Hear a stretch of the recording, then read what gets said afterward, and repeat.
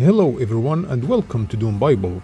We are less than 2 months away from experiencing what could be the greatest Doom game yet. Before we rip and tear, let's cook and prepare.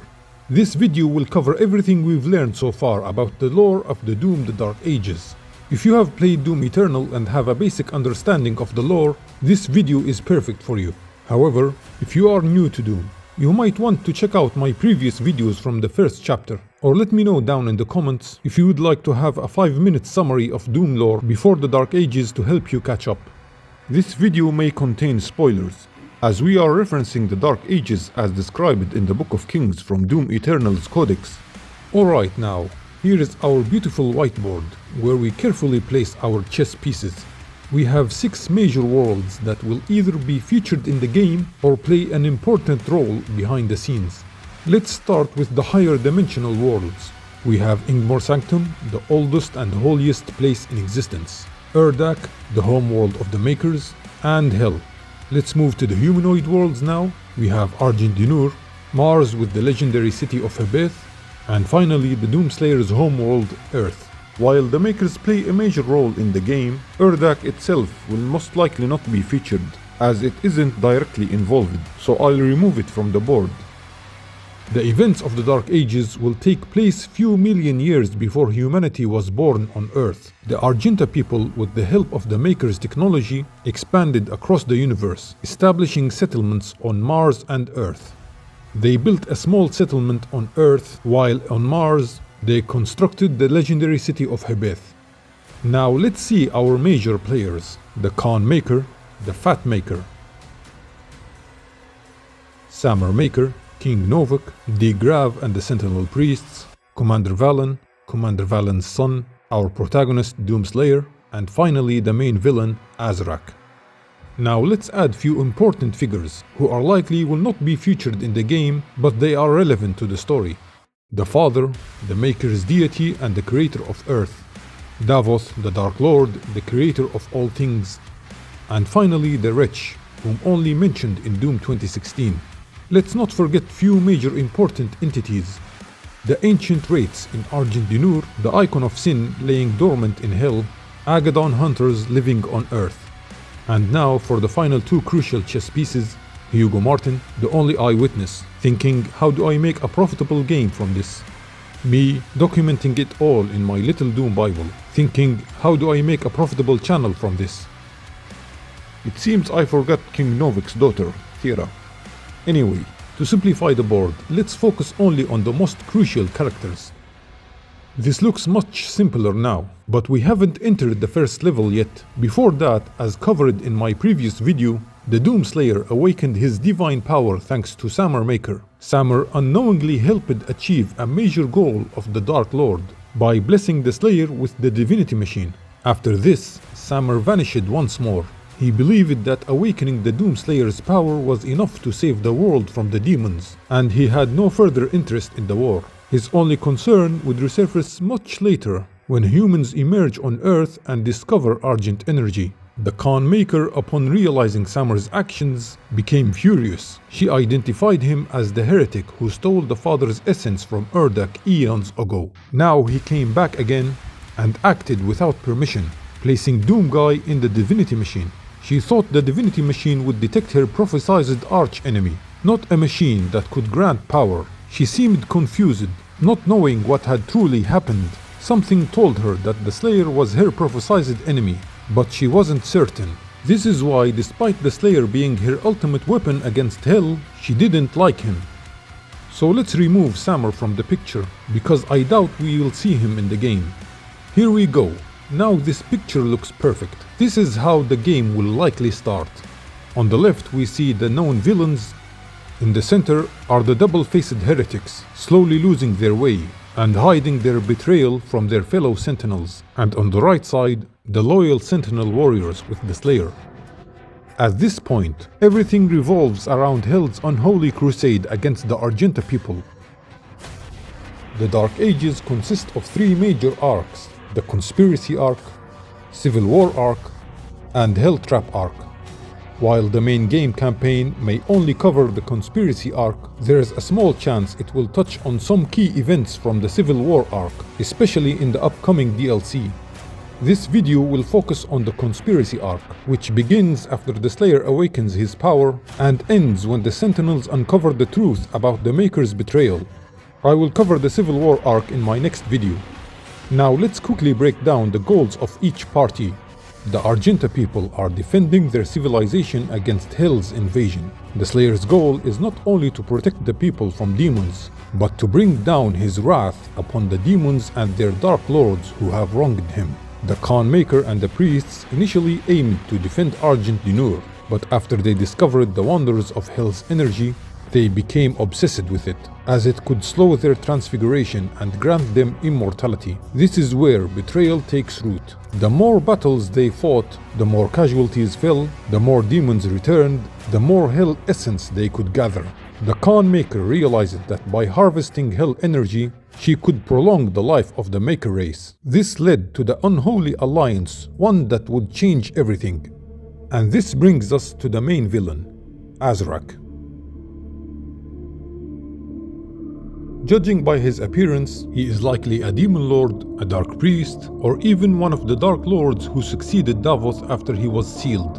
However, he could be something entirely different. A corrupted sentinel twisted into a demon over time. Some even theorize that he could be King Novik's son, or Commander Valen's son, or the creator of the demonic crucible, who would possibly return in the distant future. Others speculate he might be the wretch who forged the Doomslayer's armor.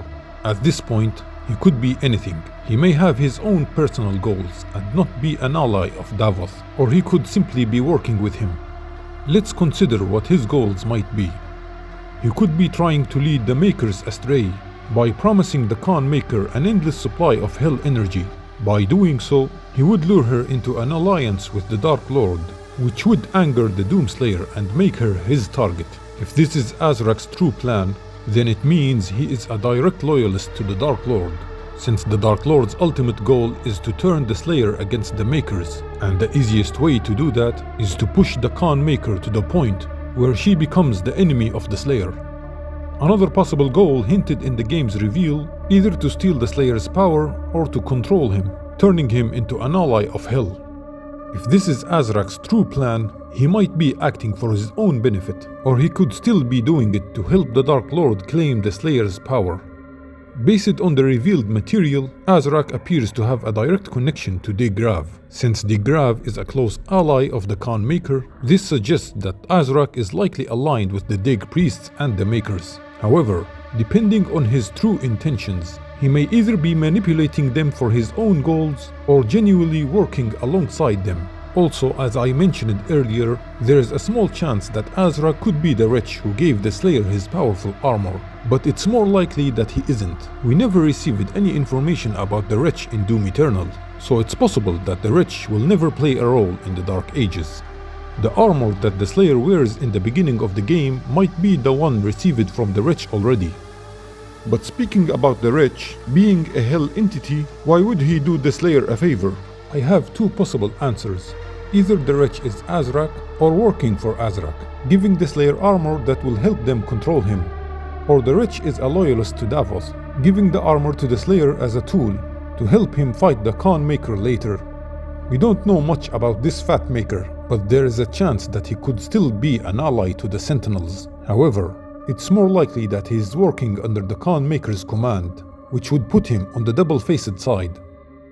Putting it all together, the game will likely start with the Maykrs, along with the priests, trying to control the imprisoned Doomslayer. They started to use him as a divine punishment upon demons, sending him as a one-man army against Hell, but slowly begin to abuse him, either by luring him into dangerous places where they can consume his power, or by having him retrieve important artifacts to help them gather more Hell essence. We won't know for sure just yet. As the game progresses, the picture will shift. The Khan Maykr and the priests will fall from the grace, betraying the Argenta people by secretly siding with Ahzrak and the Dark Lord. They will go too far and cybernetically augment the Agaddon hunters, powering them with Hell energy and using them to further consume Argent Dinur, all for the sake of gathering even more Hell energy. The battle will continue, with the Slayer and the Sentinels unaware of the Khan Maykr and the priest's betrayal, until they finally discover the Soul Tower, the main source of hell energy that powers the demons and their machines. It is a tragic moment when they realize that their fallen friends and family members who were once victims of hell are being tortured there. Their suffering souls are being used as a fuel for hell energy. They will learn that the demons they face are the flesh of their own brothers, left behind after their souls were consumed. But the shock doesn't end there. They will soon discover that this very Soul Tower was built by their own Sentinel brothers, who were enslaved by the Khan Maykr herself. A betrayal beyond imagination. Their mother god, whom they had trusted for so long ago, is now siding with the demons against them. She is using the Sentinels as fuel for hell energy to extend her own life. But even when they discover that the Khan Maykr has betrayed them, the priests continue to hide the truth, presenting themselves as allies of the Sentinels, keeping their dark secret hidden. Going back to the Soul Tower, it was constructed after a deal was struck between the Khan Maykr and the Dark Lord. We will discuss this unholy deal more in the next episode. But in summary, the Khan Maykr would gain an endless supply of hell energy to keep her Maykr race alive and prevent the threat of transfiguration, while the Khan Maykr in return would allow demons to attack and consume more worlds. This deal seemed like a fair share between the Khan Maykr and the Dark Lord, but it was essentially a trap set by the Dark Lord. He didn't care much about conquering more worlds. He took advantage of the Slayer hunting demons, luring the Khan Maykr to side with hell. By doing so, he and all the Maykrs would become a target for the Doomslayer. The Dark Lord knew that once the Slayer awakened his true power, he would be able to massacre the Maykrs, achieving the ultimate revenge he had created the Slayer for. I expect that the truth about the Maykrs will be exposed in the later levels of the game, or in the upcoming DLC, as we can clearly see the Soul Tower of Necrovol in this footage, which is a sign that the unholy deal has already taken place. But what does this unholy deal have to do with Ahzrak? I believe he has been involved from the beginning in pushing the Maykrs and the priests astray, either for his own benefit in empowering hell or for the Dark Lord's sake. For reasons unknown, Ahzrak also seemed to have an interest in King Novik. Something strange is going on there. Maybe the game will end with the Slayer defeating Ahzrak, thinking he has defeated the main villain, only to shockingly discover the Maykrs' betrayal afterward. What will happen after the Maykrs' betrayal is exposed? This will lead us to the tragic Civil War arc, which we will discuss in the next episode. So subscribe so you don't miss it. Thanks for watching.